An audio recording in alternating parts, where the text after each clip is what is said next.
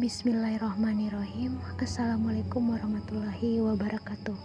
Hai teman-teman, izinkan saya untuk membuka konten menceritakan kisah Nabi, kisah-kisah Nabi. Jadi sebelum saya memulai, saya ingin membacakan mukadimah dari arti Nabi dan Rasul. Berikut penjelasannya. Nabi dan Rasul adalah manusia-manusia pilihan yang bertugas memberi petunjuk kepada manusia tentang keesaan Allah Subhanahu wa Ta'ala dan membina mereka agar melaksanakan ajarannya. Ciri-ciri mereka dikemukakan dalam Al-Quran. Ialah orang-orang yang menyampaikan risalah-risalah Allah. Mereka takut kepadanya dan mereka tiada takut kepada seorang pun selain kepada Allah, dan cukuplah Allah sebagai pembuat perhitungan. Quran Surah Al-Ahzab ayat 39. Perbedaan antara Nabi dan Rasul Allah: seorang Nabi menerima wahyu dari Allah Subhanahu wa Ta'ala untuk dirinya sendiri, sedangkan Rasul menerima wahyu dari Allah Subhanahu wa Ta'ala guna disampaikan kepada segenap umatnya. Para nabi dan rasul mempunyai 4 sifat wajib dan sifat mustahil, serta 1 sifat jaiz, yaitu siddiq atau benar, mustahil ia kisif atau dusta. Yang kedua, amanah dapat dipercaya, mustahil khianat atau curang. Yang ketiga, tabligh, menyampaikan wahyu kepada umatnya, mustahil kitman atau menyembunyikan wahyu. Yang keempat, fatonah atau pandai, cerdas, mustahil jahlun atau bodoh. Yang kelima, bersifat jaiz, yaitu aradul basyariyah atau sifat-sifat sebagaimana manusia. Di dunia ini telah banyak nabi dan rasul telah diturunkan, tetapi yang wajib diketahui oleh umat Islam adalah sebanyak 25 nabi dan rasul, yaitu yang pertama Nabi Adam alaihi salam, yang kedua Nabi Idris alaihi salam, yang ketiga Nabi Nuh, yang keempat Nabi Hud alaihi salam, yang kelima Nabi Saleh alaihi salam, yang keenam Nabi Ibrahim alaihissalam, yang ketujuh Nabi Ismail alaihissalam, yang kedelapan Nabi Lut alaihissalam, yang kesembilan Nabi Ishak alaihissalam, yang kesepuluh Nabi Yakub alaihissalam, yang kesebelas Nabi Yusuf alaihissalam, yang kedua-belas Nabi Su'aib alaihissalam, yang ke-13 Nabi Ayub alaihissalam, yang ke-14 Nabi Zulkifli alaihi salam, yang ke-15 Nabi Musa alaihi salam, yang ke-16 Nabi Harun alaihi salam, yang ke-17 Nabi Daud alaihi salam, yang ke-18 Nabi Sulaiman alaihi salam, yang ke-19 Nabi Ilyas alaihi salam, yang ke-20 Nabi Ilyasa alaihi salam, yang ke-21 Nabi Yunus alaihi salam, yang ke-22 Nabi Zakaria alaihi salam, yang ke-23 Nabi Yahya, ke-24 Nabi Isa alaihi salam, dan Nabi yang terakhir adalah Nabi Muhammad sallallahu alaihi wasallam. Nah, itu dia tadi penjelasan tentang Nabi dan Rasul ya.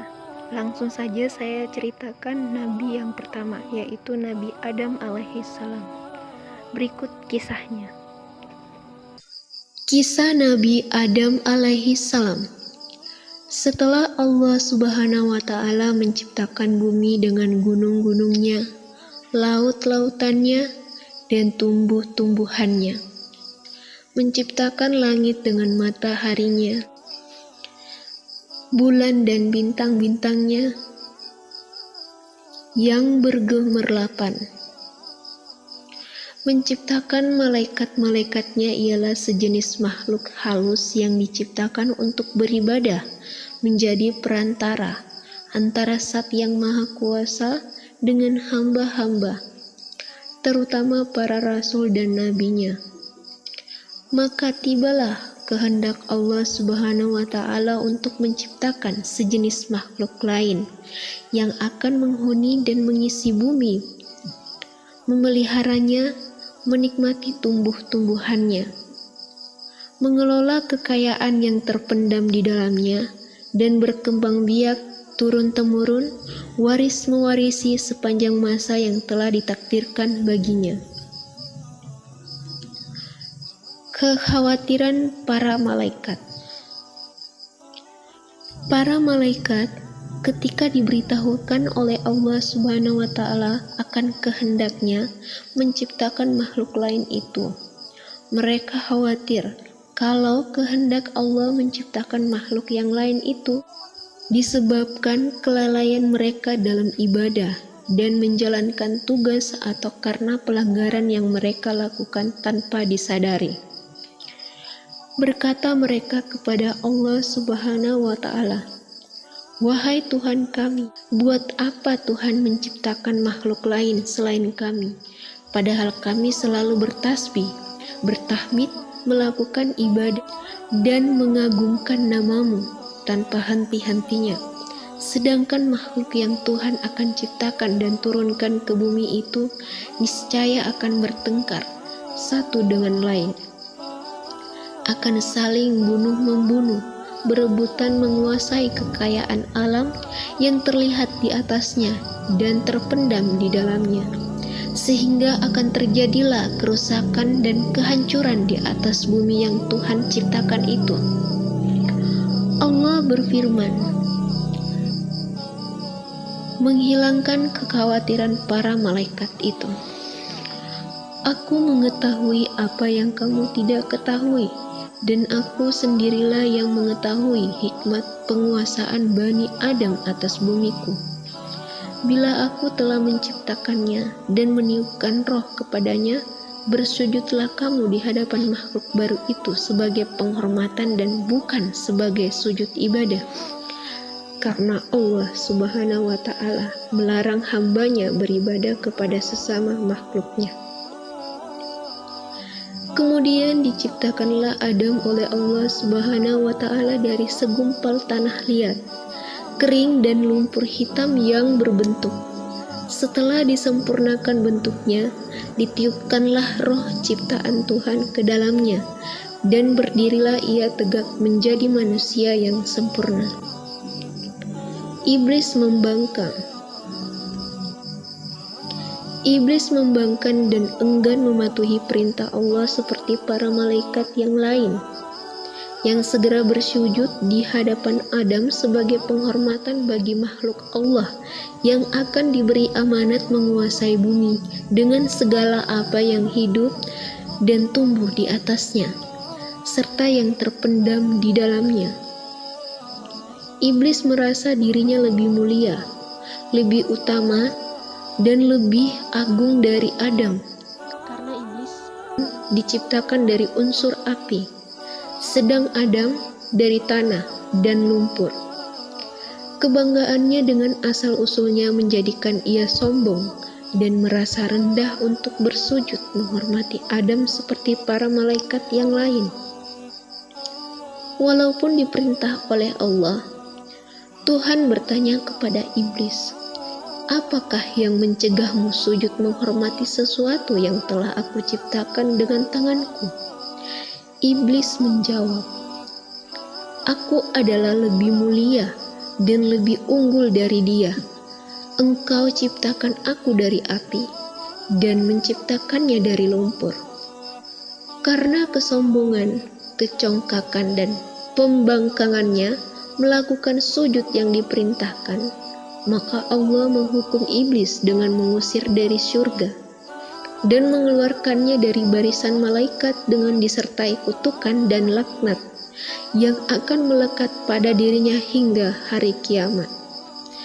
Di samping itu ia dinyatakan sebagai penghuni neraka. Iblis dengan sombongnya menerima dengan baik hukuman Tuhan itu, dan ia hanya mohon agar kepadanya diberi kesempatan untuk hidup kekal hingga hari kebangkitan kembali di hari kiamat. Allah meluluskan permohonannya dan ditangguhkanlah ia sampai hari kebangkitan.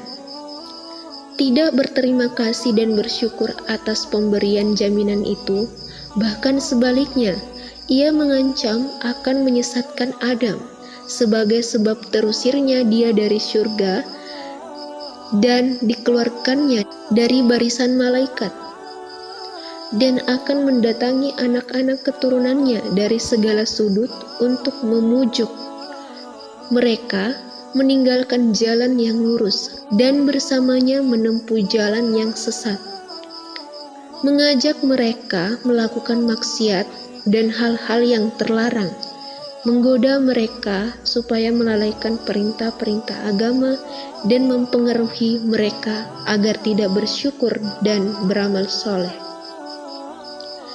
Kemudian Allah berfirman kepada iblis yang terkutuk itu, "Pergilah engkau bersama pengikut-pengikutmu yang semuanya akan menjadi isi neraka jahanam dan bahan bakar neraka.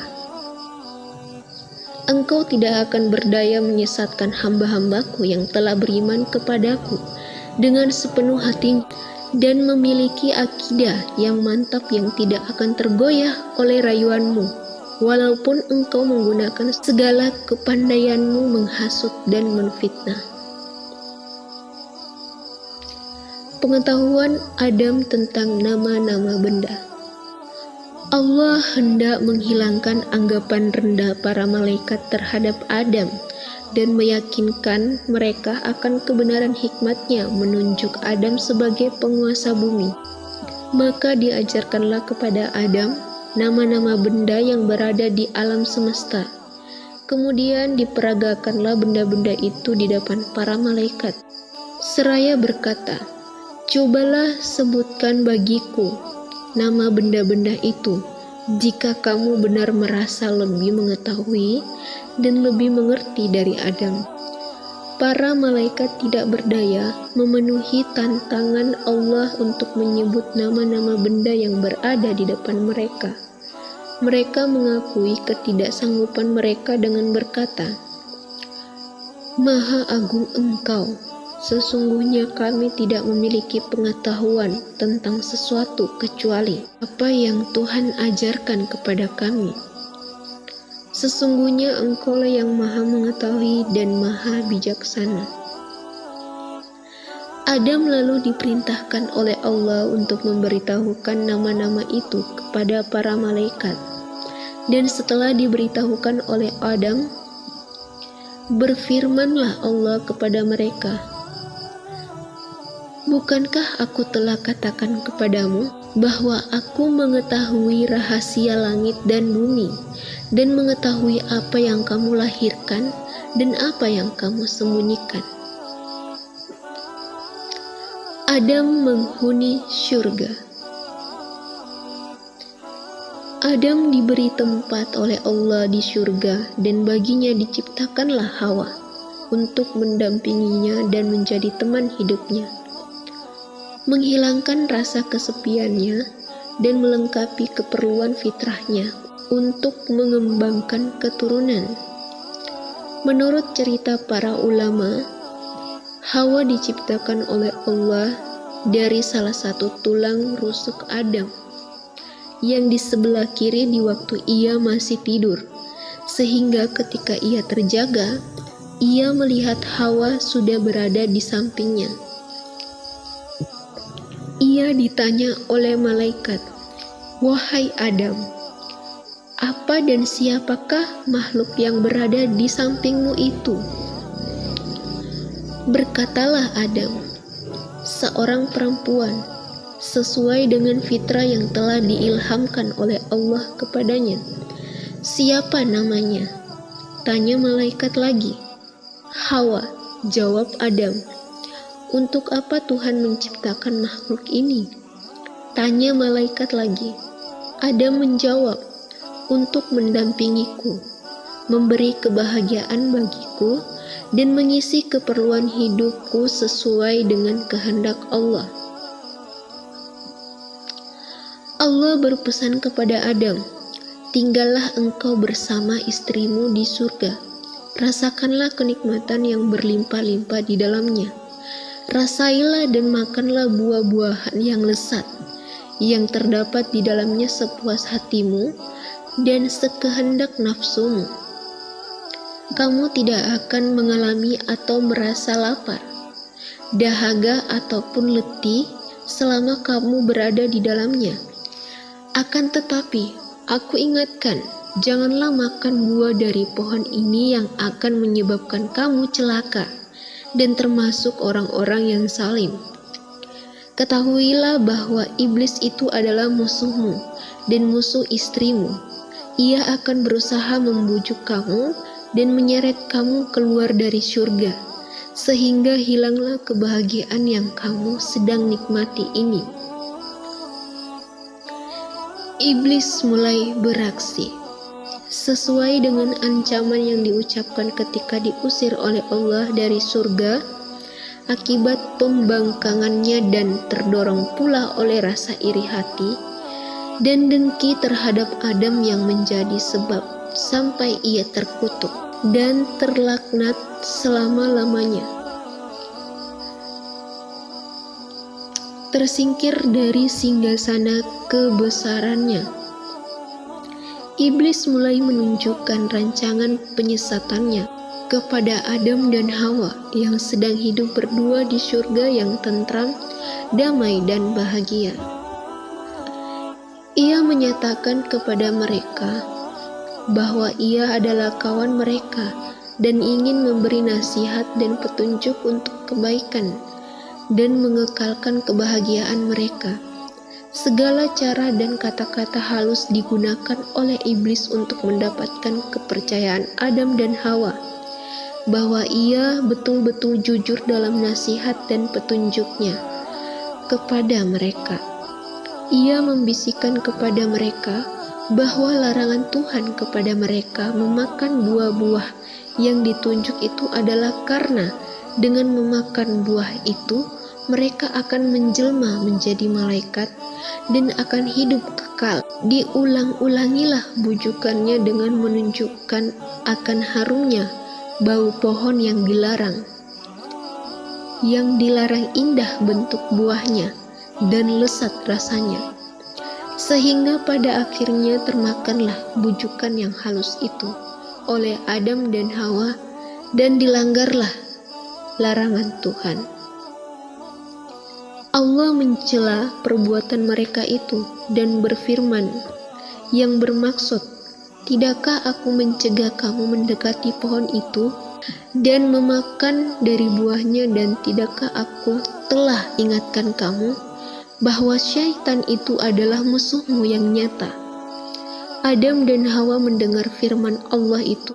Sadarlah ia bahwa mereka telah terlanggar perintah Allah dan bahwa mereka telah melakukan suatu kesalahan dan dosa besar. Seraya menyesal berkatalah mereka, wahai Tuhan kami telah menganiaya diri kami sendiri dan telah melanggar perintah-Mu karena terkena bujukan iblis. Ampunilah dosa kami, karena niscaya kami akan tergolong orang-orang yang rugi bila Engkau tidak mengampuni dan mengasihi kami.